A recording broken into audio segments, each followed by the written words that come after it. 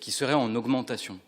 Mais là aussi, écouter les policiers, c'est en source ouverte, à la PJ de Nantes, désormais appelée DECOS, le groupe crime qui travaille notamment à la résolution des meurtres, tentatives de meurtre, régulièrement perpétrés sur fond de criminalité organisée, a perdu 30% de ses effectifs en l'espace de 2 ans.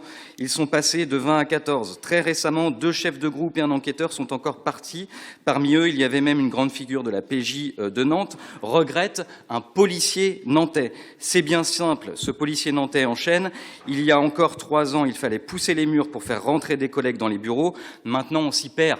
Voilà la réalité des politiques menées par votre propre camp politique. Vous venez nous faire des leçons sur la police municipale alors que nous doublons les effectifs de cette police municipale et que nous accélérons la mise en œuvre de moyens concrets, pendant que vous déshabillez justement les services de police et d'investigation qui pourraient lutter efficacement contre le narcotrafic. Ce sont les professionnels eux-mêmes qui le disent. Et ça, Monsieur Bellamiti, je suis sûr que finalement, au fond de vous, vous en avez bien conscience, mais que effectivement, le jeu politique de la période vous amène à faire des leçons à notre majorité.